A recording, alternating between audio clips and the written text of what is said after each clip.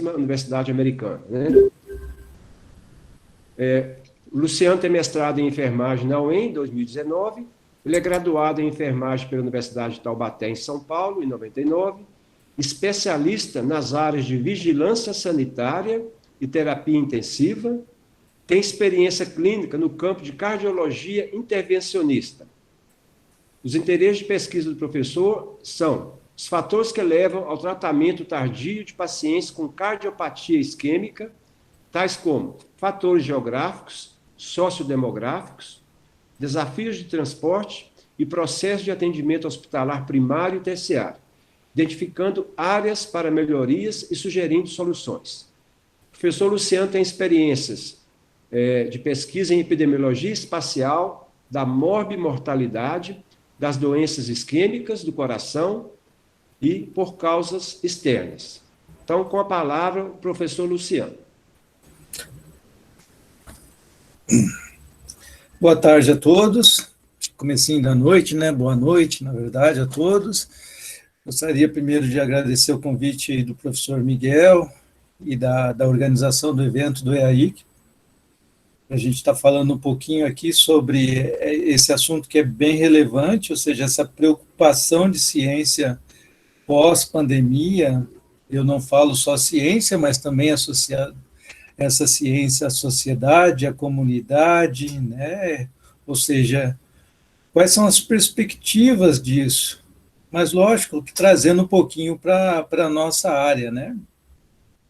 Eu tenho, como o professor Marcos falou, eu tenho trabalhado muito com o pessoal lá da Juca, onde é o João Ricardo, o professor João, está trabalhando. Nós somos da mesma época lá do nosso doutorado sanduíche.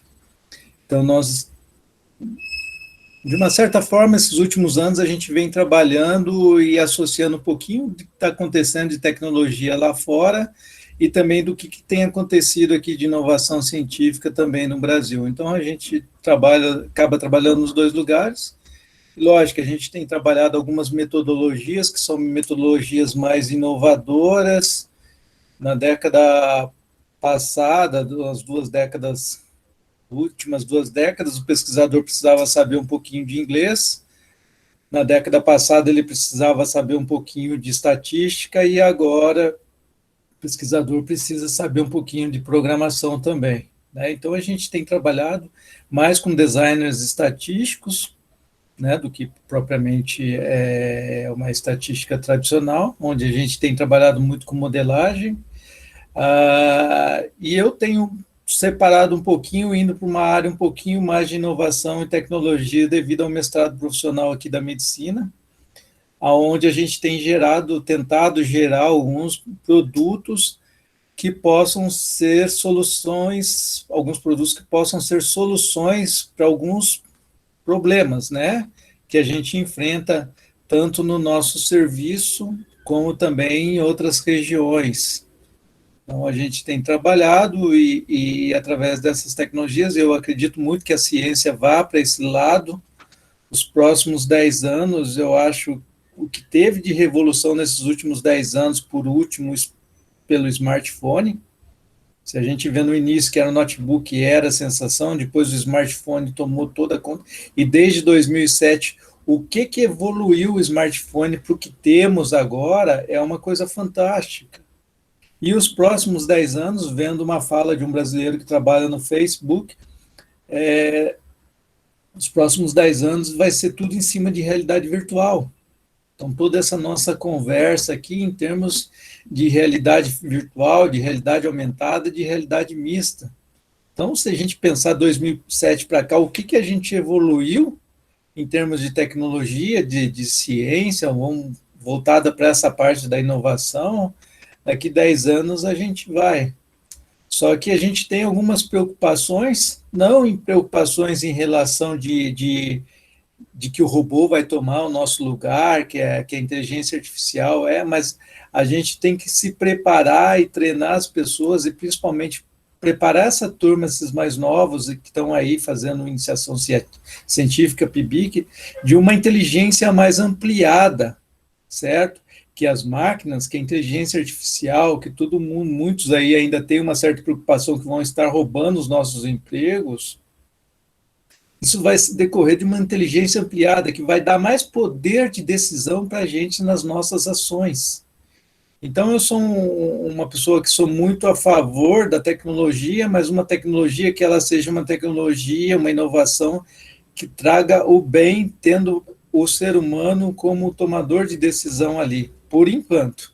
Não sei o que vai acontecer nos próximos anos, mas pelo menos eu penso nessa inteligência ampliada e principalmente para as ciências da saúde, essa parte de saúde 5.0, essa geração 5.0 que a gente tem trabalhado, né, saindo da sociedade 4.0, já estamos falando de sociedade 5.0 e a saúde 5.0. Então, vou tentar abordar para vocês, dentro desse tema aí, algumas coisinhas que eu acho que são importantes para estar falando, e depois fico muito à vontade para estar respondendo e estar aprendendo com vocês também aí, certo? E a Covid, ela trouxe muitos desafios, né, para a gente, houve uma ruptura. Eu vou compartilhar minha tela aqui com vocês, preparei alguns slides, mas eu vou só falar uns 2 minutos, e o João Ricardo vai falar 28 minutos, tá? Eu estou brincando.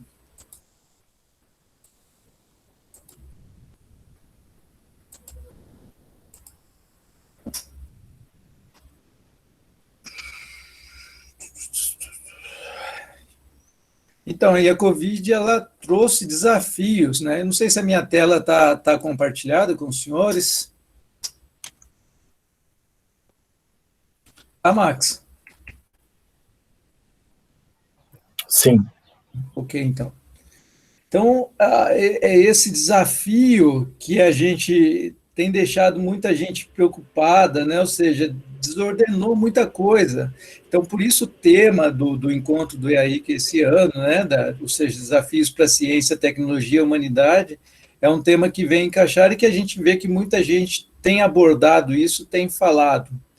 Eu penso que muitas coisas a gente já vinha se preocupando com isso, pela rápida evolução, mas principalmente em relação de comunicação, de telework, essas partes todas abordadas, hoje elas são mais fortes do que antes. Ou seja, a gente precisou ter essa ruptura em relação, infelizmente, da Covid, mas poder observar que ainda haviam muitos gaps nessa relação, né? Então, quando eu falo nesse marco, pode ser que tenha sido um pouquinho antes ou não, mas a pandemia, ela trouxe essa ruptura global com novas formas, ou seja, novos desafios de fazer ciência, de trabalhar, principalmente dos profissionais de saúde que foram para a linha de frente, né? Ou seja, de fazer ciência, de cuidar da família e da comunidade. Então, a gente observa, dentro dessa ruptura global, que algumas mudanças positivas também aconteceram nisso, né? E isso me traz muito o ânimo para poder fazer ciência nos próximos anos, principalmente no que eu quero abordar aqui, que é da interdisciplinaridade, da transdisciplinaridade, né? Ou seja, nós precisamos de todas as áreas, e a pandemia fez um pouco cair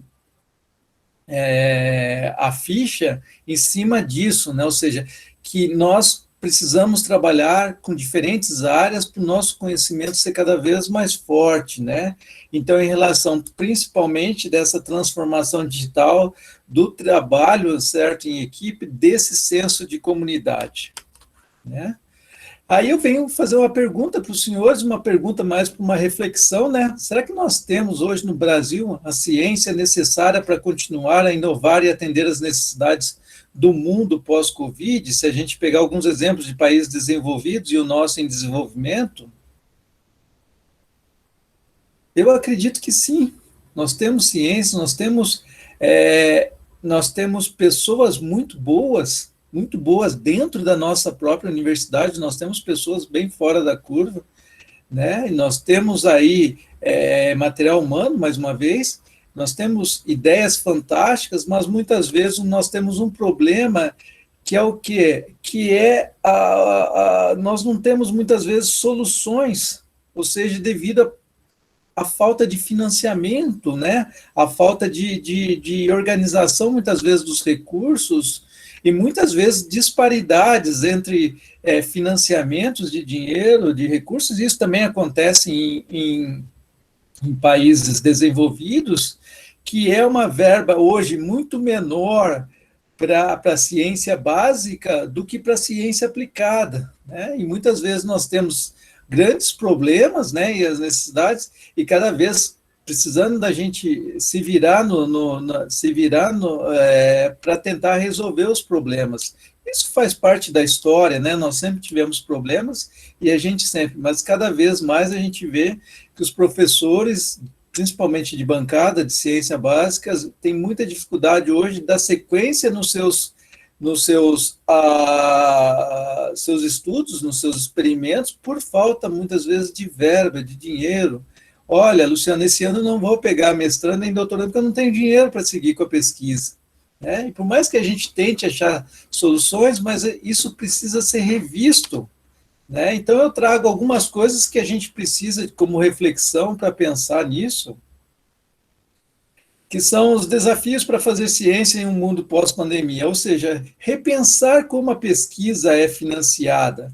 A gente viu que a ciência ela é uma área muito importante dentro de uma crise que nem nós estamos passando, e que sem ciência a gente não vai chegar a algum resultado positivo ou uma cura, certo? Ou passar por esse processo de uma maneira menos dolorida.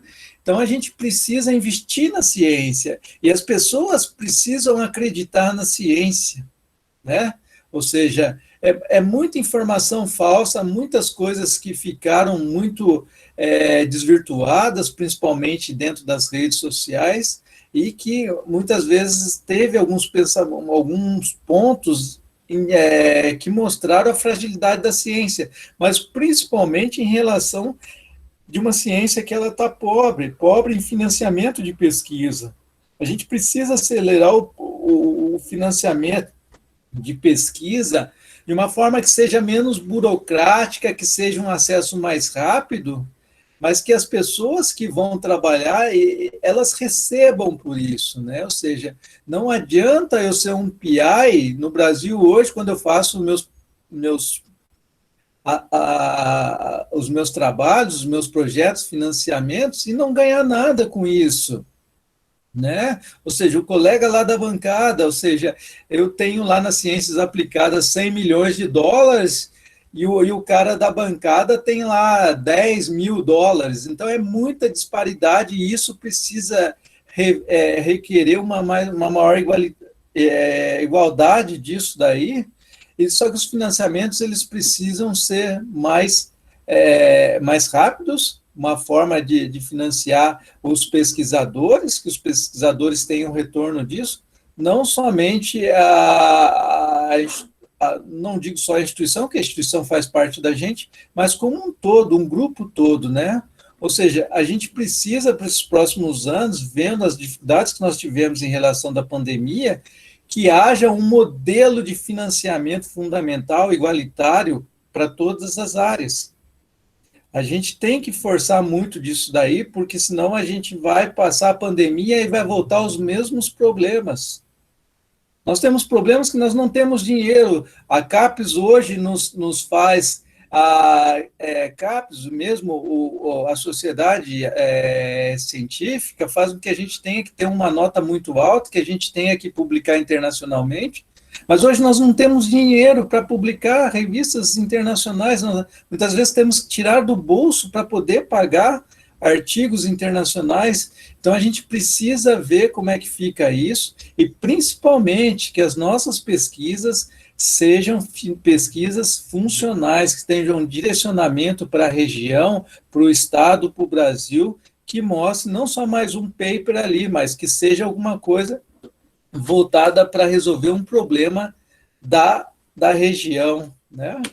Uma outra coisa que a gente tem visto falar bastante aí em relação de ciência, nesse mundo pós-pandemia, é esse novo conceito de publicações de peer review, ou seja, versus as publicações revisadas por pares. Muitos pesquisadores, muitas empresas hoje, elas têm o quê?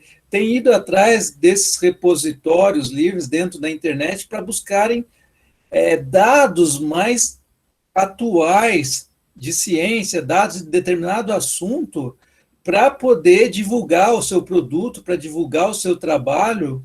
Muitas vezes, por quê? Porque as revistas tradicionais, os jornais, por essa revisão por pares, demora-se muito.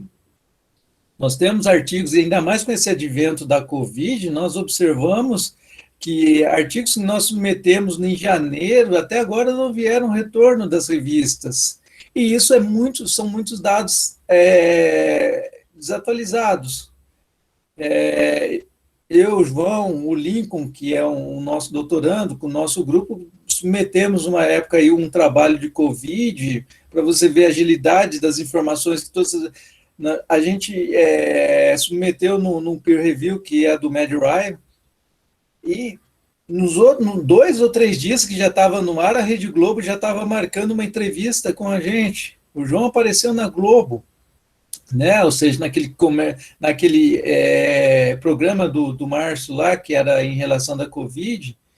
Então, as pessoas estão indo mais atrás, e eu acho que cada vez mais essa concepção de peer review ou de revistas que tem que dar o acesso livre para os pesquisadores tem que ser mais buscadas, né? Ou seja, devem ter acesso aberto para todos verem.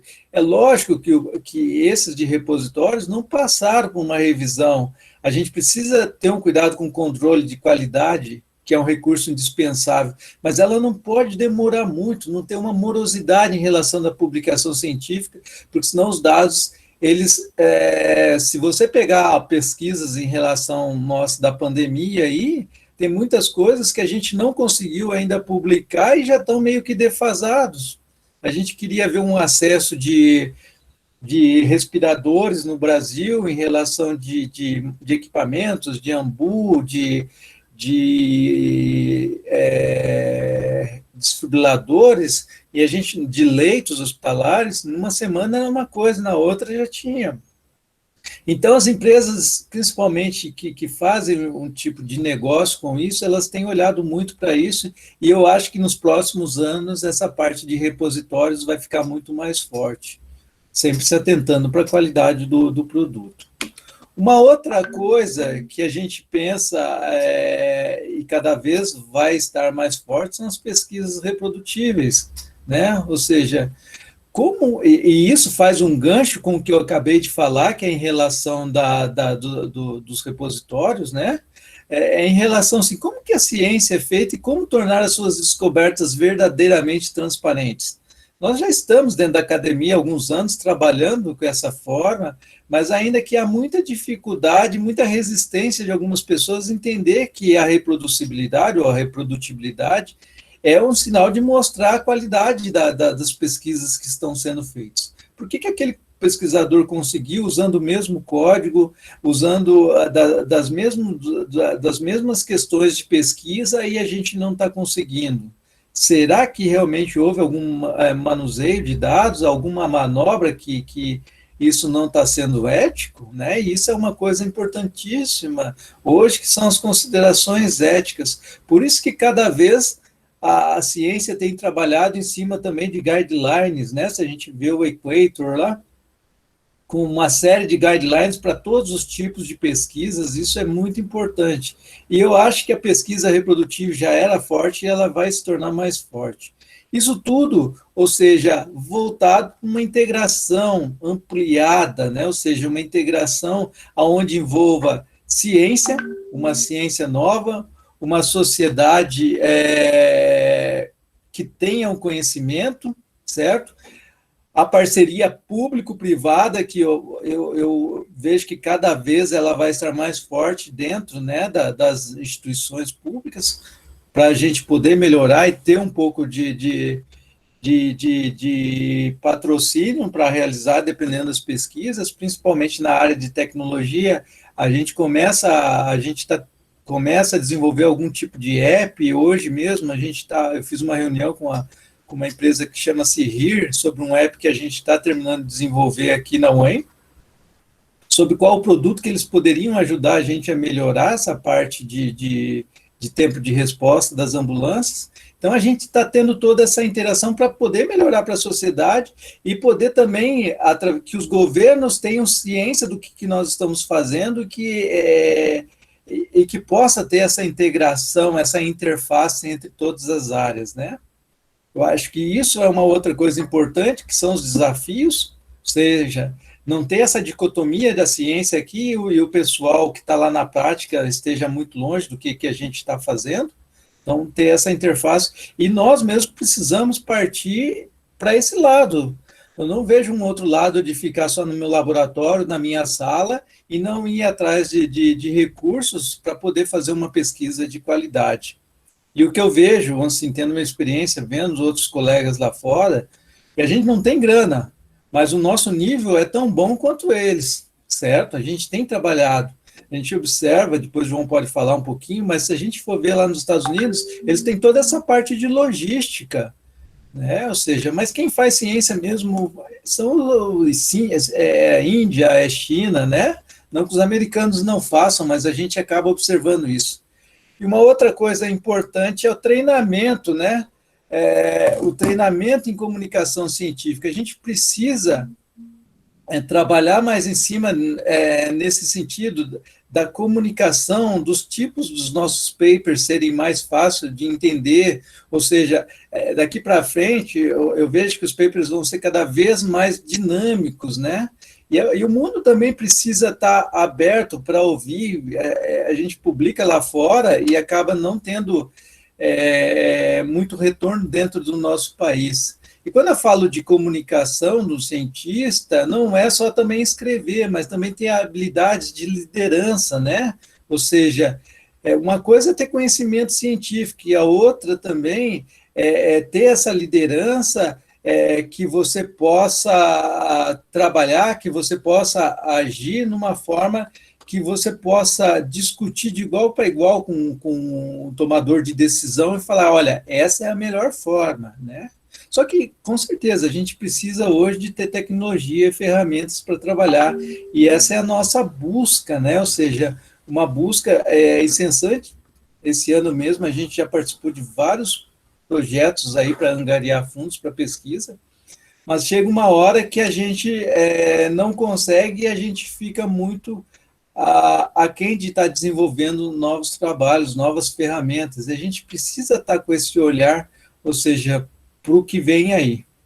E fomentar também uma sociedade alfabetizada em ciências, né? Eu acho que a educação é onde gera toda essa parte que eu falei de tecnologia, de educação, de consciência ampliada, né? De políticos, desculpa, de sociedade, mas a gente precisa fomentar essa sociedade alfabetizada em ciências, ou seja, que dentro das escolas, seja lá no ensino fundamental, a gente já comece a ver alguma coisa de ciência saindo mais forte, que as pessoas apresentem trabalhos, que as crianças apresentem trabalhos nas suas escolas, que apresentem seminários, que apresentem ensaios. Eu acho que isso já tem, mas isso precisa ser angariado muito mais forte para a gente poder, quando as pessoas vão para uma universidade, que vão ser pesquisadores, já tem uma certa experiência disso, né, do que é a importância da ciência. Uma outra coisa, como a epidemiologista espacial, eu não posso pensar hoje em dia sem tecnologia, é pensar no direito digital às cidades. Nós precisamos ter uma saúde conectada, nós precisamos ter uma ciência conectada e ter todas essas ferramentas digitais e ter um acesso igualitário, né, dentro de uma cidade que ela se torne uma cidade policêntrica, ou seja, que eu melhore o acesso de todas as pessoas, mesmo das pessoas que moram em cidades vizinhas, que elas tenham esse direito a ter serviços, que tenham internet, né? Ou seja, hoje em dia nós sabemos de cobertura 2G, 3G, 4G e 5G, mas se você observar na prática, quando a gente trabalha com identificação de áreas que são black spots, que são áreas sombras, a gente vê que tem muito lugar que ainda o sinal de internet é muito ruim. E a gente vê realmente por essa parte agora que foi a retomada dos estudos, que foi a retomada das aulas remotas, que a gente caiu num problema grande no país, que a gente sempre falou de excluídos da população, essa parte, mas e os excluídos digitais, né? Nós não tínhamos uma inclusão digital que hoje, com a pandemia, isso se fez necessário e isso cada vez vai ter que se tornar uma realidade das cidades inteligentes, para poder que todas as pessoas tenham acesso da sua casa, de onde ela esteja, para poder se comunicar. Já falei também em relação da pesquisa público-privada, eu acho que nos próximos anos a gente vai precisar de financiamento de empresas privadas cada vez mais dentro do setor público. É uma tendência, é um modelo meio que americano, certo? Apesar dos Estados Unidos ter o NIH, ter outros tipos de institutos de fomentos que geram muito dinheiro para pesquisa, mas a gente vai precisar de empresas cada vez mais que investam mais dentro das nossas instituições, porque eu não vejo a curto prazo algum melhorar em termos de financiamento de dinheiro para as nossas pesquisas. Direitos e inclusão digital, como eu falei, que seja para todos, né? Isso também já foi falado. Então, para terminar um pouquinho da minha fala, a ciência e a tecnologia são essenciais para o desenvolvimento econômico e social. Isso é ponto pacífico na literatura, né? Mas ainda a capacidade de inovação científica permanece distribuída de forma desigual em todo o mundo, né? Ou seja, a gente tem muito, e isso a gente está vendo agora nesse momento que nós estamos passando, e se a sociedade, se os nossos tomadores de decisão não se atentarem, a gente ainda vai seguir com esse problema pós-pandemia, que eu não vejo esse problema de pandemia ser resolvido, ou de pós-pandemia, ou seja, com esse medo, com essas discussões de vacina, que isso não se resolva antes, assim, que isso vá se prorrogar até o final de 2021, isso daí, certo? Não quero ser alarmista, também não quero ser um cara negativo, mas tanta discussão e a gente não está vendo alguma coisa mais nesse sentido. Então, eu penso que esse ano, 2020, pode ser facilmente definido como o ano da inovação disruptiva, ou seja, com um monte de problemas que nós tivemos, ou seja, com essa ruptura global que nós tivemos muitos desafios significativos, mas, ao mesmo tempo, inovações disruptivas, ou seja, novas inovações em cima do que se já tinha foi colocado, né? Ou seja, em relação de teletrabalho, em relação mesmo de dentro das dos nossos laboratórios, muita coisa foi realizado, respiradores, né, que foram construídos a partir de um ambu, foi muita coisa feita em relação disso. Nós temos um potencial muito grande para criar, né? E esse ano, devido a essa dificuldade, a ciência, como também grande parte da população que tem um pouco de conhecimento, conseguiu preparar, desenvolver produtos, dispositivos com esse conceito de inovação disruptiva, né? Mas a gente precisa preparar melhor os profissionais, né? Então, a gente tem falado muito desses ecossistemas de inovação, ou seja, falando que não é só saúde, eu preciso, dentro dessa saúde, eu preciso estar colado com o que está acontecendo de mudanças climáticas, que eu tenho um outro sistema de economia que possa trazer investimentos para a área da saúde, que eu possa trazer tecnologias que nem essa parte da rede 5G, né, da redes de celulares, dessa parte de robótica. Então, essa parte de ecossistemas, quando a gente fala de ecossistemas, a gente poder unir várias áreas, por isso que a gente fala dessa interdisciplinaridade, dessa transdisciplinaridade, onde eu posso envolver muitos colegas de outras áreas para dentro das ciências da saúde, para poder estar trabalhando tudo isso que a tecnologia tem nos proporcionado, com o conhecimento do profissional de saúde, que aí eu falo que é uma inteligência ampliada, toda essa parte de inteligência artificial e mais a inteligência dos profissionais de saúde, eu posso estar tendo esse conceito de inteligência ampliada. Não é um conceito meu, é um conceito que o Dr. Shaw, que é um dos caras que são bem precursores da telemedicina no país, mas eu concordo muito com ele que a inteligência artificial está fazendo parte da história do mundo. Não é uma coisa que vai acabar, que vai tomar emprego. A inteligência, como nós tivemos outras evoluções lá atrás, a inteligência artificial vai ser uma maneira, mais uma, que a gente vai ter que se adaptar, e a partir daí a gente vai conseguir desenvolver produtos, desenvolver ciência, desenvolver alguma forma de trabalhar em conjunto e que a gente possa dar o melhor para o ser humano, né? E aí, o que é necessário é que as instituições de ensino superior reinventem a estrutura da educação, né, para o emprego e produzam profissionais com habilidades e credenciais. O principal objetivo da gente poder formar profissionais com habilidades e credenciais necessárias para as desafiadoras carreiras das ciências da saúde no século XXI. Então, mais ou menos era isso que eu queria falar nesse primeiro momento, e eu fico também aberto às discussões depois da fala do professor João. Obrigado, pessoal. Obrigado, Luciano. Eu vou sugerir que a gente passa na apresentação do professor João Ricardo já na sequência, deixar as perguntas ao final da fala dos dois, ok? Vou fazer uma breve apresentação do professor João Ricardo.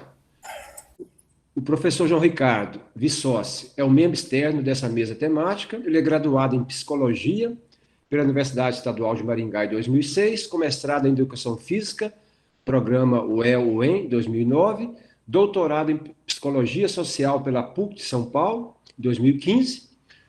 O professor João Ricardo participou como Research Fellow, bolsista de pesquisa na Duke University, de 2012 a 2013, concluiu 2 estágios de pós-doutorado, um na USP em 2015 e o outro na Duke University em 2016. Atualmente, o professor João é pesquisador na divisão de Medicina de Emergência no Departamento de Cirurgia da Duke University, é líder do consórcio Métodos, Análise e Tecnologia para a Saúde, e do Laboratório de Pesquisa da Global Emergency Medicine Innovation and Implementation, da Duke University também.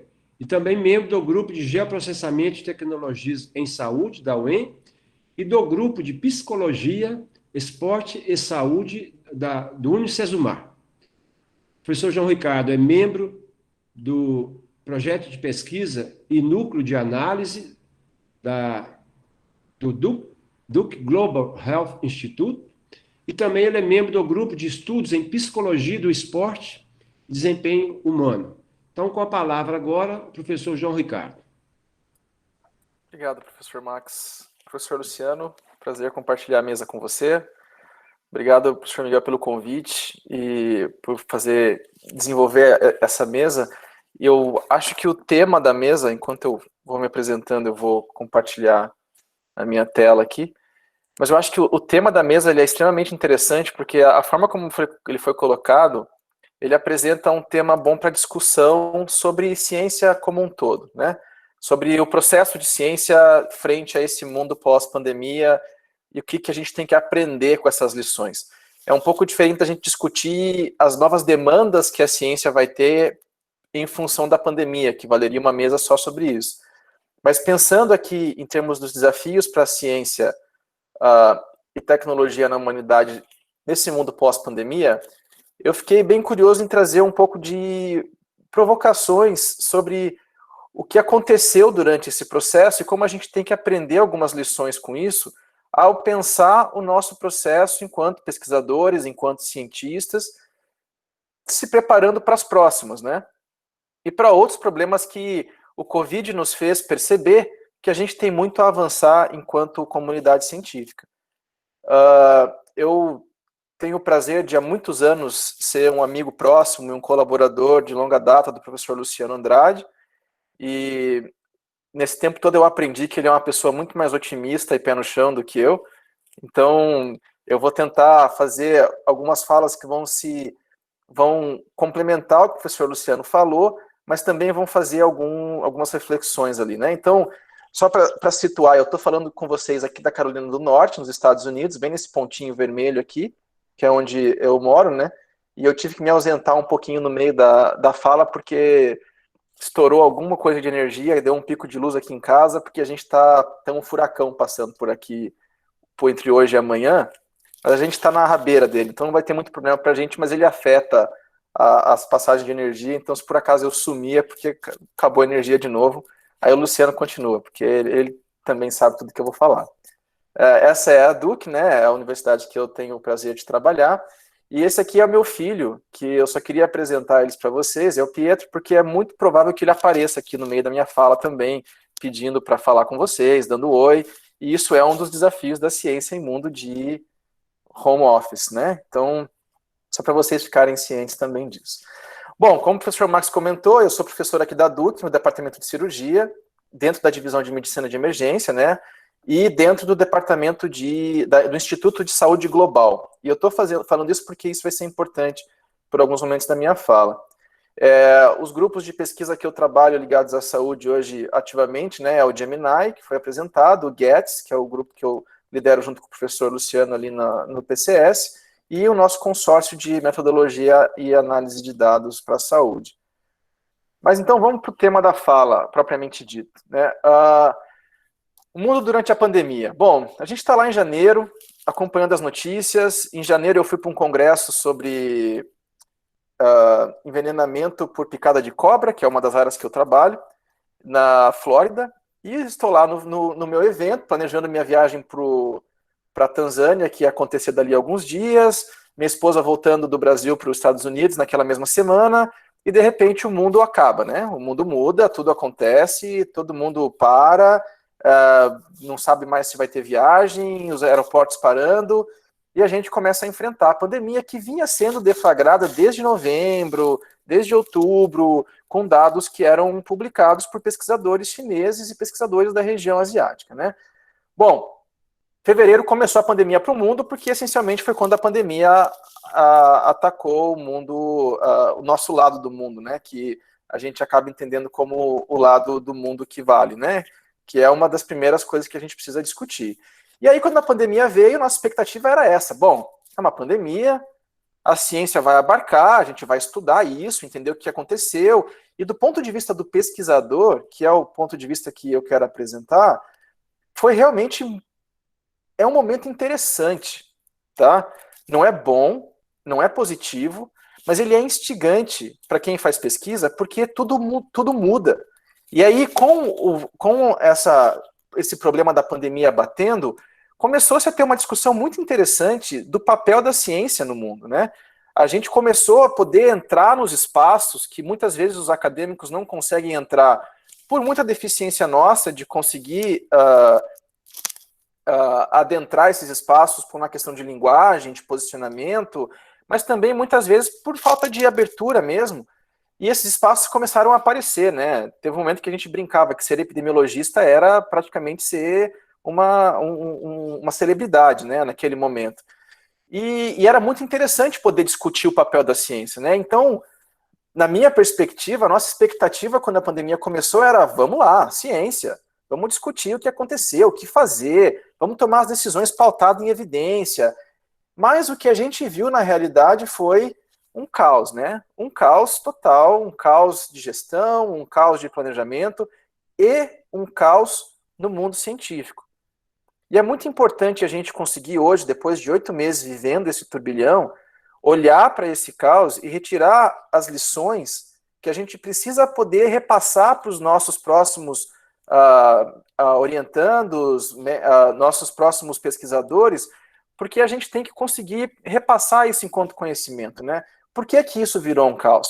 Por que o mundo não conseguiu se apropriar daquilo que é próprio da ciência, que é tomar decisões pautadas em evidência, de fazer com que essas decisões chegassem no ambiente de gestão e a gente pudesse ter uma resposta mais global, uma resposta mais única para esse problema, não foi o que a gente viu na maioria dos lugares, né?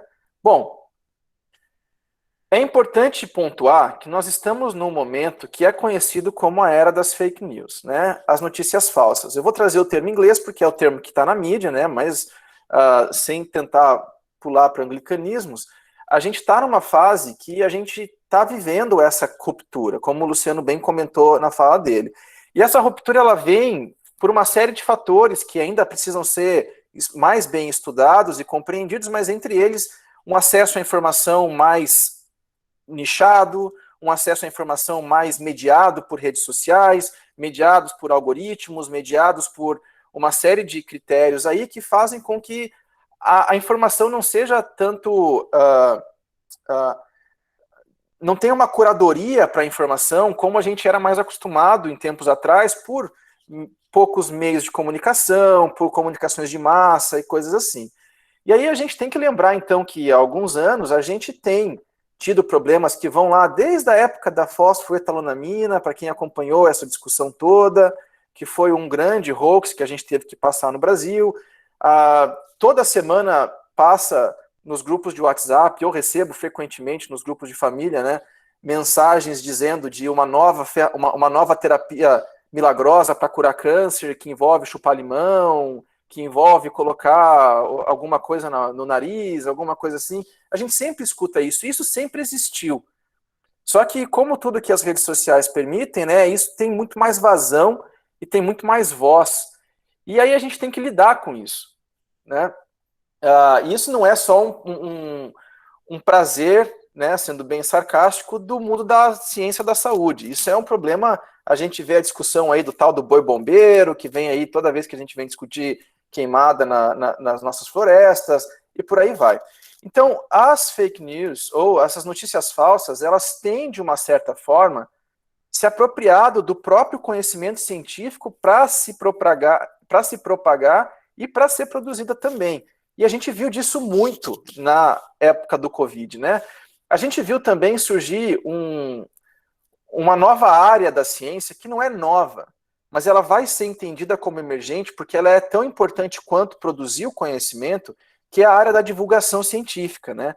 Acho que todo mundo no Brasil hoje conhece, ou em algum momento vai conhecer, o Átila Yamarino, que é um pesquisador especializado em disseminação de conteúdo científico e que fez um trabalho primordial para acompanhar a evolução da produção científica durante o tempo da pandemia no Brasil, né? Mas existem vários como ele, conhecidos no mundo todo, né? E o trabalho que essas pessoas fazem dentro do campo científico é um trabalho de tentar traduzir aquilo que os cientistas falam para um conhecimento que seja palatável para o público.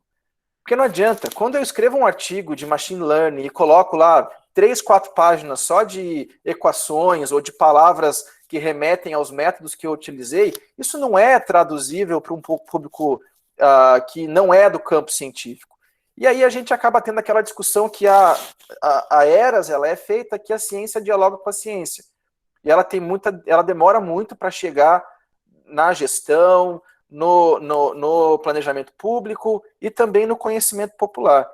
Então, esse trabalho de disseminação de ciência é um trabalho que eu acredito que vai se tornar cada vez mais relevante. E enquanto cientistas e enquanto acadêmicos, nós precisamos entender que os nossos programas de pós-graduação precisam também pensar em treinar as pessoas para serem esse tipo de profissional. Não é qualquer um que pode entrar na rede social e começar a divulgar ciência. Eu digo por vocês, eu tentei na época da pandemia, mas tem que ter uma formação, tem que ter uma vocação, tem que ter todo um estudo e uma experiência em como você consegue fazer esse tipo de contato.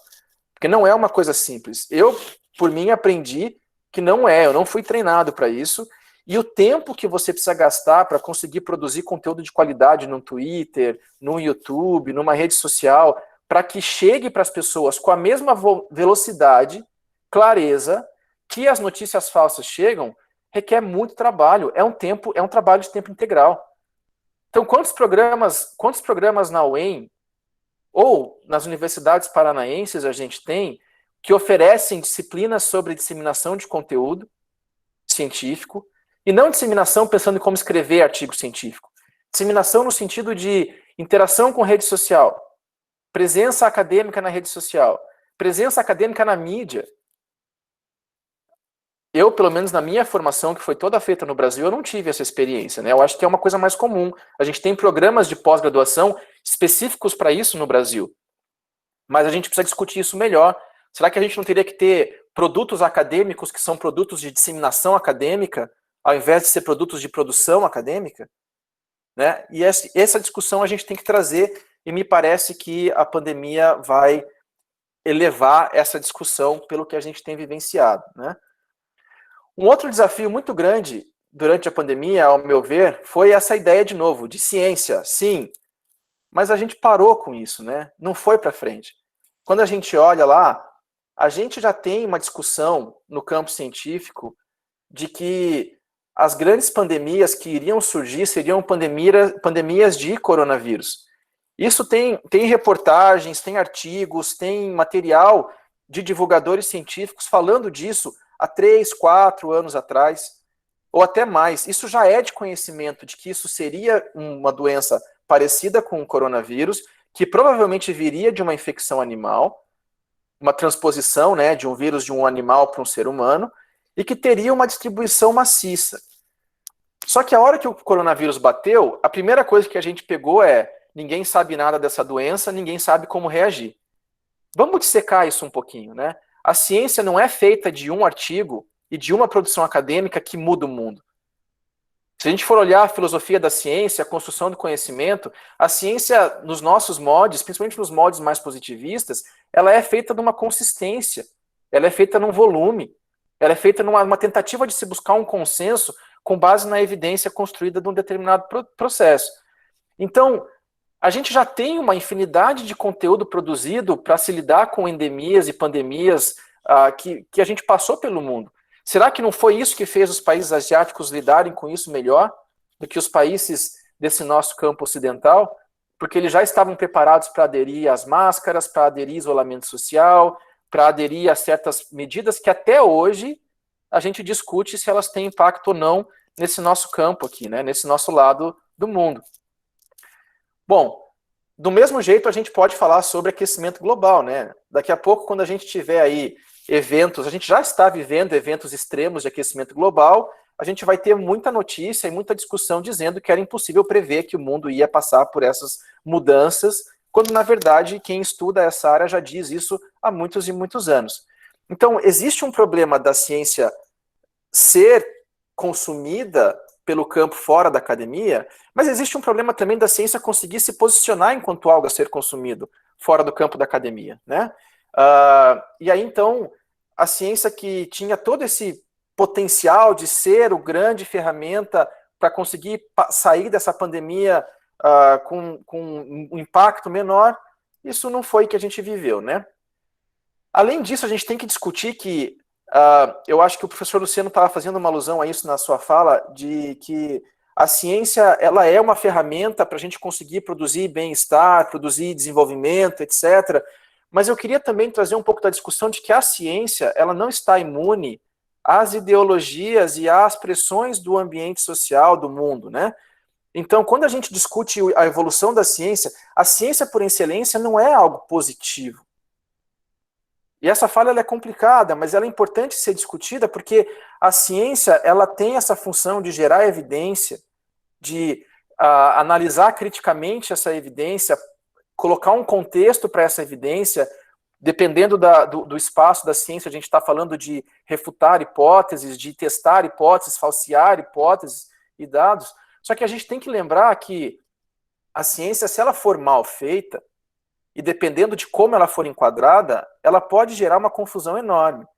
E aqui a gente está falando, então, eu queria lembrar para todo mundo que acompanhou isso, né? A gente teve um artigo que deu o que falar, que foi publicado na revista The Lancet, que é uma das melhores revistas do mundo, e que precisou ser retratado em questão de dias. Um artigo que dizia que hidroxicloroquina ou cloroquina, elas aumentavam a chance de mortalidade de pacientes tratados com Covid. Depois, a gente conseguiu analisar e encontrou um conjunto de evidências forte o suficiente para entender que esses medicamentos não tem efeito no tratamento para a Covid.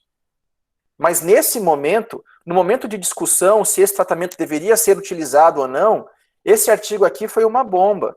Porque em uma semana ele ergueu toda a discussão que é contra o uso desse medicamento no tratamento de coronavírus, de Covid, mas na semana seguinte ele foi retratado e ele deu espaço para a gangorra levantar alimentar toda a rede de notícias falsas que sugeriu o uso desse medicamento, ao passo da gente ter aderido esse medicamento no Brasil como tratamento ouro para o problema, né?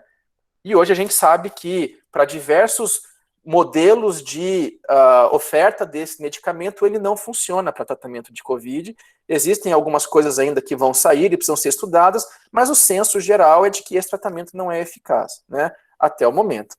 Bom, quando a gente vai analisar esse fenômeno e essa história do que aconteceu com esse artigo, a gente volta para ver que esse artigo foi produzido principalmente por uma empresa que construiu um banco de dados global, com um volume de dados gigantesco sobre pacientes internados hospitalares, com a promessa de que rapidamente geraria evidências de tratamentos que funcionariam ou não, e quando ele foi passar por um escrutínio um pouco mais profundo, entendeu-se que esses dados tinham uma série de problemas, e até hoje a gente não sabe que problemas são esses, e o artigo foi retratado.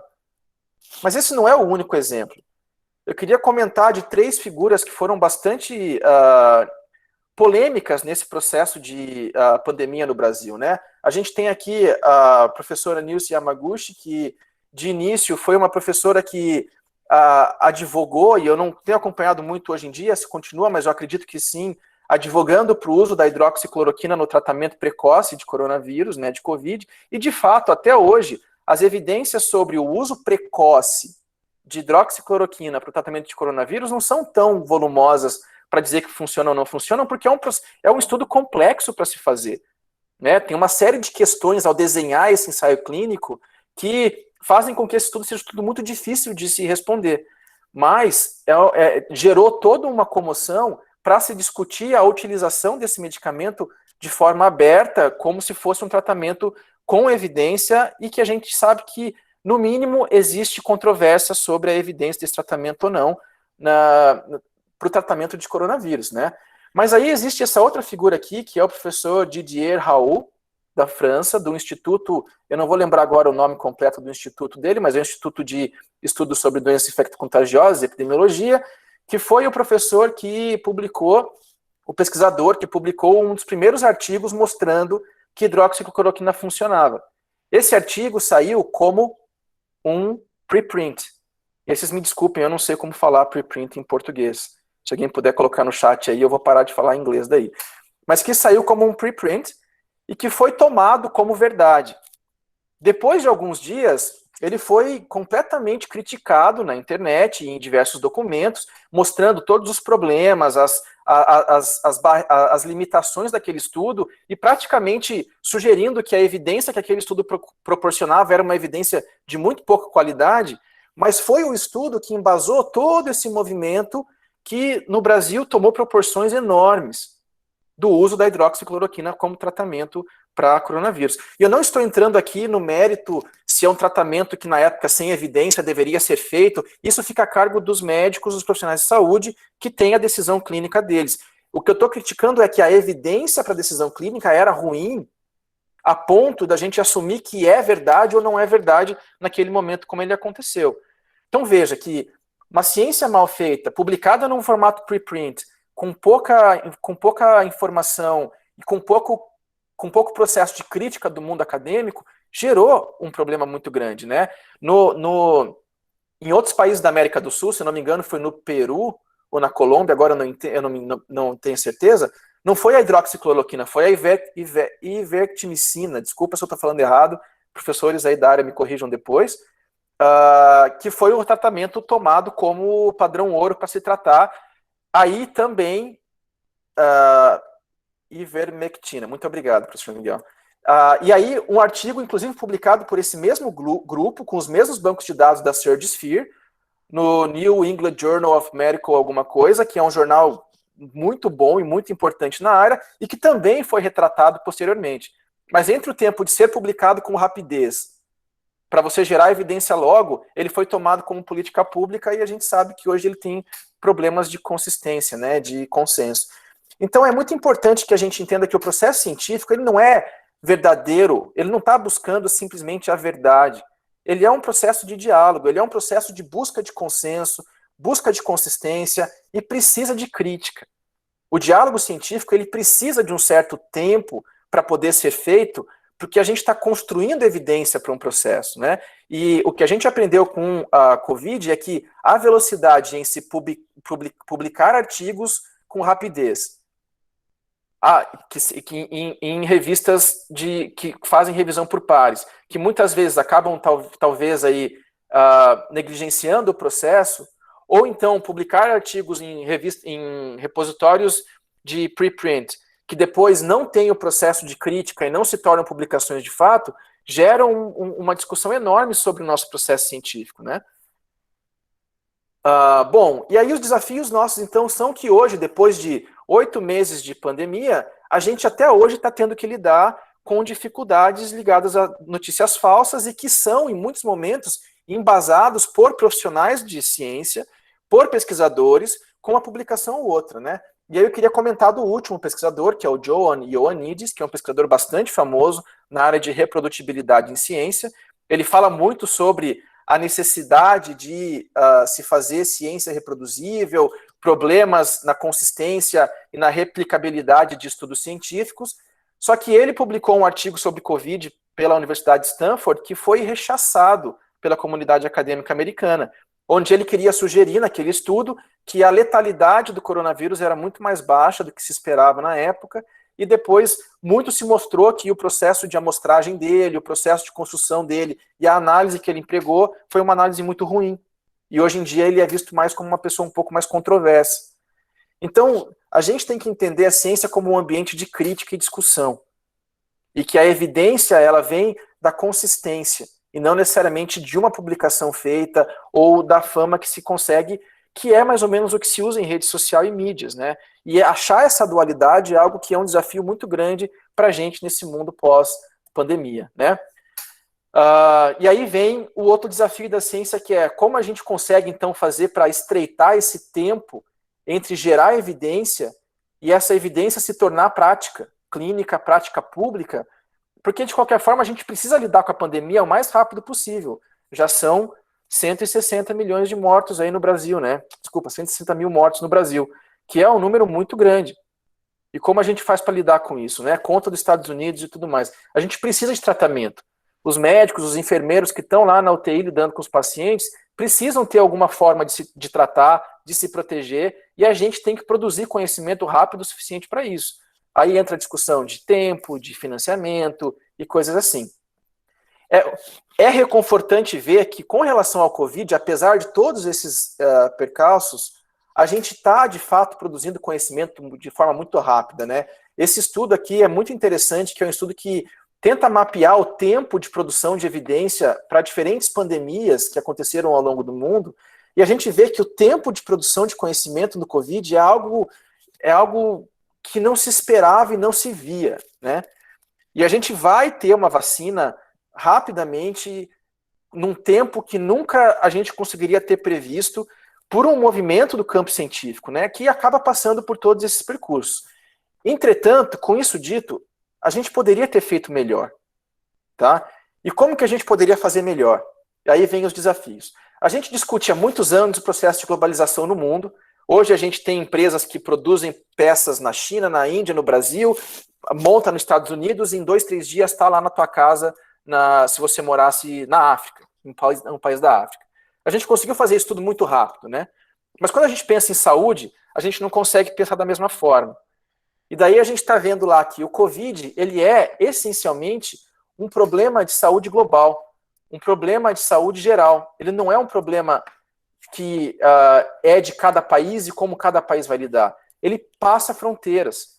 Então a gente tem que avançar no campo da saúde, da ciência da saúde, e entender saúde como uma perspectiva de saúde global e não uma perspectiva de saúde pública nacional apenas, né?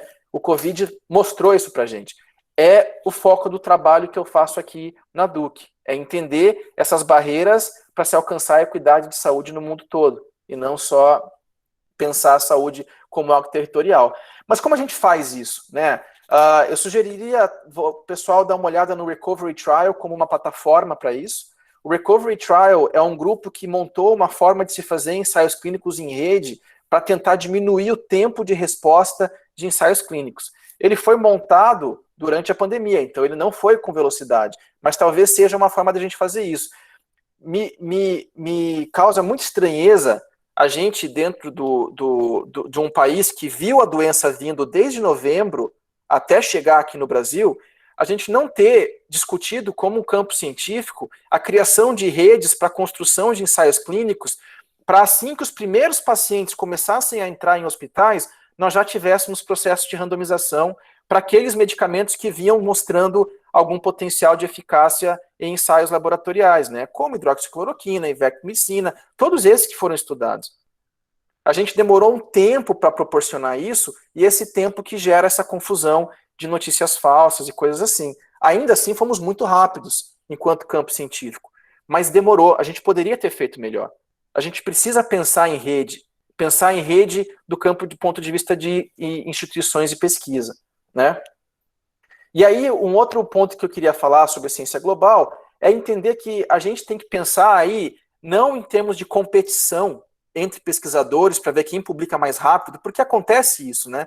Quando o Covid bate, a quantidade de pessoas que falam, vamos escrever alguma coisa de Covid porque sai na Lancet, porque sai na Nature, porque sai na Science, e vamos conseguir montar uma carreira em cima disso. Em vez de pensar que às vezes a gente deveria ter plataformas de compartilhamento de dados de forma aberta, compartilhamento de trials, de ensaios clínicos de forma aberta, para não ter essas coisas como a gente discutir. Será que a vacina chinesa é boa ou a gente tem que esperar a vacina americana? E essas coisas a gente tem que passar por essas barreiras, né? E daí, qual que é o papel da tecnologia, já buscando o encerramento aqui? O papel da tecnologia, então, dentro desse campo, é conseguir trazer e aliar o lado da tecnologia com a nossa produção de conhecimento e a nossa capacidade de lidar com esses problemas. A gente sabe que a melhor maneira de lidar com o Covid é com políticas de isolamento, é a tal da política de queijo suíço, né, que o Fauci fala bastante aqui. Você tem várias camadas de ação e cada camada dessa vai dar conta de um espaço. Não vai existir um medicamento milagroso. Então a gente tem que ter isolamento social, máscaras, monitoramento, rastreamento de contato e um sistema de rastreamento e monitoramento muito ativo, né? E alguns países resolveram isso com tecnologia. Coreia do Sul, China, criaram aplicativos, botaram para funcionar. Isso não funciona no Brasil. A nossa realidade do Brasil não é uma realidade de país de alto desenvolvimento, de penetrância de tecnologia para todas as áreas. E muitas vezes de adesão à tecnologia nas muitas áreas. A gente precisa de outra estratégia. Só que a gente tem essa estratégia no Brasil, né? A gente tem um sistema de saúde que é maravilhoso para fazer monitoramento e vigilância de saúde, que aliado a técnicas e tecnologia, poderia ter conquistado resultados infinitamente melhores do que a gente conquistou no Brasil. Então a gente tem que conseguir pensar que a tecnologia vem, só que ela vem para lidar com problemas que a gente já está tentando lidar, e as soluções que a gente tem em prática, elas são extremamente criativas, né? SUS, Estratégia da Saúde da Família, alimentados por ferramentas de ciência de dados e tecnologias de alta performance, seria um modelo maravilhoso para se enfrentar a pandemia. Infelizmente, essa discussão não perpassou os nossos gestores de saúde, né? Bom, e aí o último desafio que eu vou falar, e eu já encerro, é que como a gente pensa a produção de ciência no momento de mundo pós-pandemia, nós vamos lidar com o isolamento social por um certo tempo. Isso não vai acabar. Ou não deveria acabar, apesar de que a gente tem uma discussão um pouco diferente em países como o Brasil e Estados Unidos. Mas isso vai continuar. Nós teremos outras doenças parecidas com o coronavírus que vão gerar esse tipo de efeito também. Como que a gente faz para conduzir as nossas orientações de mestrado e doutorado e coleta de dado primário em tempos de pandemia? Será que é ético a gente colocar o aluno dentro do hospital para coletar dados, para fazer um estudo? Qual que é a condição de risco e benefício? Como que os comitês de ética vão analisar isso daqui para frente? E aí a minha sugestão é, vamos pensar em reutilizar dados. A gente gera dados com um volume tão grande nas nossas utilizações do dia a dia, que muitas das pesquisas que são coletadas com dado primário talvez não são justificáveis. E a gente tem que repensar isso. E repensar isso faz parte de repensar a ciência como um todo, né? Então, ficam as provocações, vamos conversar um pouquinho, e muito obrigado pelo espaço. Bom, a gente que agradece, João Ricardo, pela brilhante explanação, do Luciano também, né? As perguntas, pessoal, nós estamos com a equipe de apoio aqui, que está ajudando a gente a ler as perguntas, por exemplo, a Nami Takata, ela pode ler as perguntas, eu mesmo elaborei umas perguntas, mas que o João acabou respondendo agora no final da palestra dele, né? Por quê? Então, rapidamente, aqui para começar com uma pergunta, pode ser Luciano ou João. A segunda onda da pandemia está acontecendo na Europa e parece que não ocorreu da mesma forma na Ásia, né? O que poderíamos fazer para evitar a segunda onda ou minimizar os seus efeitos, incluindo os seus efeitos na ciência, né? Fechar aeroportos, por exemplo, seria uma alternativa, né? Já que está vindo essa segunda onda, aí fechar os aeroportos do Brasil. Como evitar que a gente não entre a necessidade de fazer um lockdown ou novas medidas de isolamento social? Então, parece que não aprendemos muito com a primeira onda ou com o que aconteceu primeiro na Ásia e na Europa, né? Aí o João depois falou do Recovery, né, e dessa rede de instituição de pesquisa, respondendo parcialmente essa pergunta que eu elaborei aqui. Eu queria fazer um comentário nessa tua fala, professor Max, que eu acho que é muito interessante que aqui nos Estados Unidos a gente está no momento de eleição, né? Eu não sei o quanto que vocês estão acompanhando isso aí, mas dentro dessa eleição, quando as pessoas criticam o presidente atual dos Estados Unidos sobre a reação dele à pandemia, que há um consenso de que foi uma reação muito demorada, ele comenta que não tinha como se ter uma reação mais rápida porque não se sabia nada da doença. E, portanto, hoje a gente sabe mais e, portanto, hoje a gente consegue agir melhor, né? Essa fala é muito complicada, porque existe base para isso. A gente conhecia pouco do Covid, certo? Mas a gente tem milênios aí, anos, né? Desculpa o jeito de falar, mas a gente tem uma base de conhecimento tão grande dentro da epidemiologia sobre como lidar com doenças endêmicas e pandemias, que isso não era jogado fora, né? Se a gente tivesse bons epidemiologistas trabalhando em ambientes governamentais, como nós tivemos no Brasil e nos Estados Unidos, mas com um intercâmbio bom com os governantes, pensando aí talvez em questões ideológicas e qualquer que seja, a gente tinha muito conhecimento sobre o que fazer, né? A gente não tinha conhecimento sobre a doença em particular, mas a gente sabia que tinha que se isolar, que tinha que fazer estratégias de lockdown, tudo isso vinha desde a gripe espanhola, né? Então o conhecimento ele já existia ali, uma base para se partir de, né? Não era, a gente não saiu do zero para começar a fazer uma maratona, né?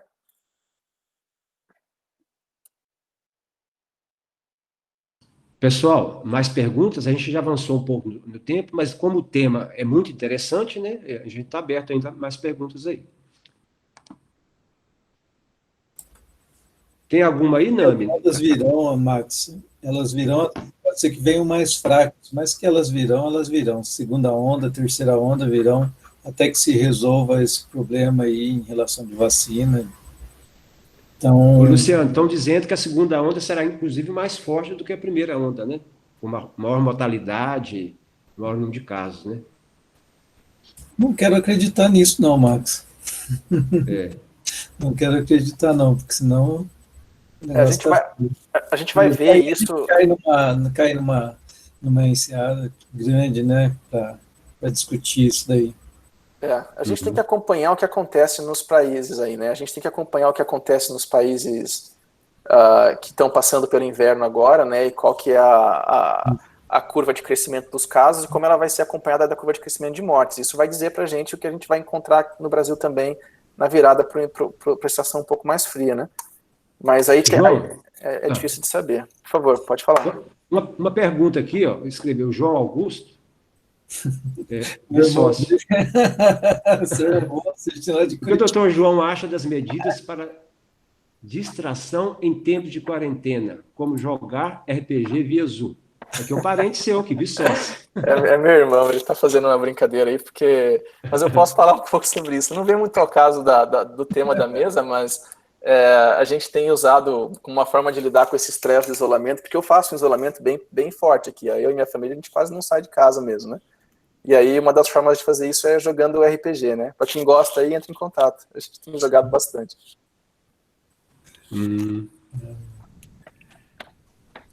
Professor, tinha uma pergunta sua que eu acho que vale a pena falar um pouquinho, se a gente tiver tempo, né? Aí o professor vai coordenando aí. Mas é a coisa das redes de pesquisa, né? Eu acho que isso é um ponto muito importante. A gente está acostumado a criar redes de pesquisa que são essencialmente redes de colaboradores. Então, eu tenho uma rede de pesquisa com o Luciano, né? E através do Luciano com os professores ali dentro do PCS, o Luciano comigo através de mim com os professores aqui da DUC, etc. Só que essas redes, porque elas são redes de professores, elas demoram muito para conseguir construir processos mais complexos para se fazer estudos multicêntricos, né?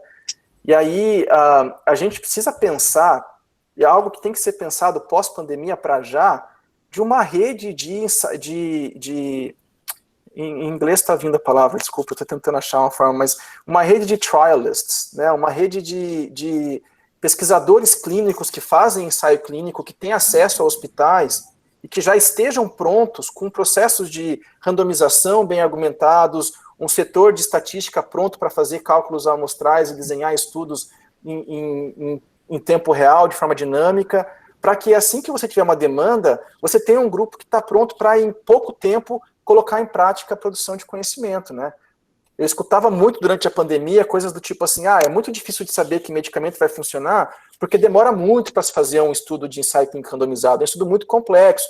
Falei, ele é mesmo, mas a gente já passou da hora de se organizar para não ter que passar por isso, né, e fazer as coisas um pouco mais rápido, né.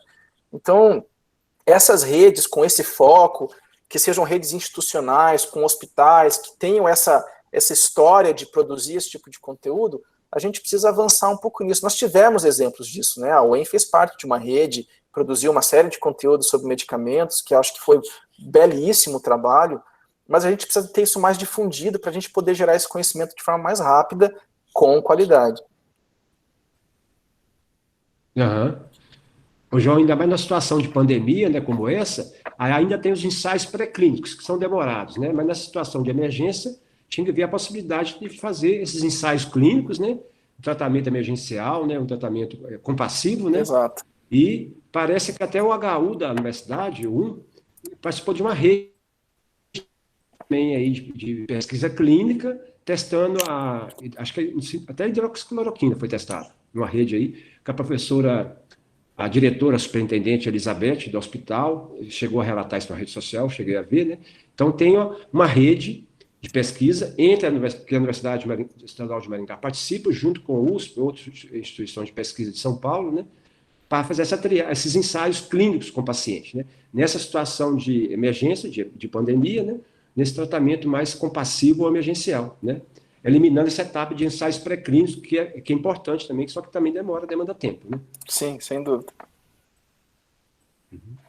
Só para não ficar tanto assim, como se fosse só uma cobrança, eu acho que a gente está falando de ensaios clínicos, mas a gente está falando também de coisas mais simples, como criar redes de interoperabilidade de dados, né?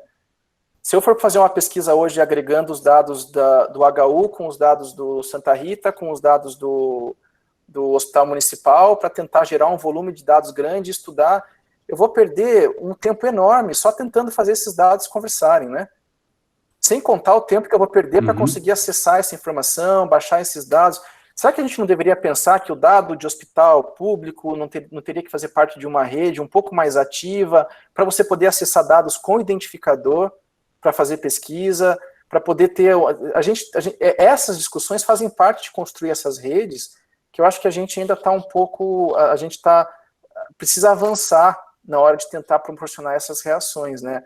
Veja, o Covid batendo pesado no Brasil, a gente não conseguia dados sobre volume de internação hospitalar. Era o dado que quem tivesse na mão estava com um pote de ouro, porque ninguém tinha essa informação. É uma informação muito localizada. Eu entendo as dificuldades de se produzir esse conteúdo, né? Mas a gente está aí há quantos anos discutindo dados, discutindo pesquisa e produzindo conhecimento. A gente precisa discutir que a ciência precisa ser pensada do ponto de vista de estrutura também, né? E não só do número de artigos publicados. A gente tem muito que evoluir ainda. Essa parte de geração de dados, ela está muito questionamento, essa parte de discussão dos dados abertos, A Lei Geral de Proteção de Dados também está vindo aí, que vai dar uma bloqueada em muita coisa, mas essa interface entre os hospitais, isso é uma coisa para ontem já. A gente precisa, porque quanto a gente fica mais gastando mais dinheiro, cada vez mais por uma falta de interface disso.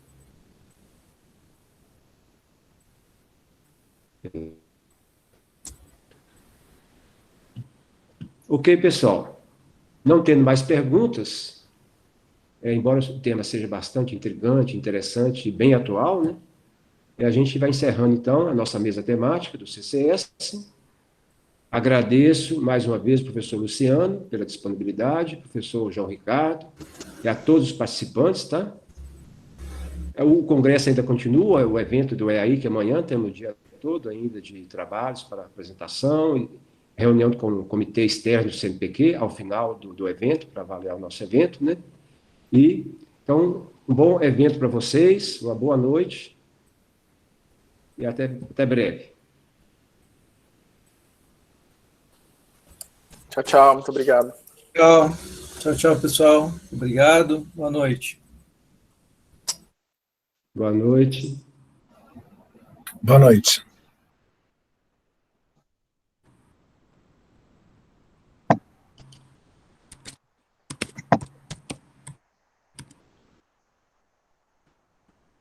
Boa noite, Max. Boa noite, João. Boa noite, Luciano. Parabéns aí pela apresentação.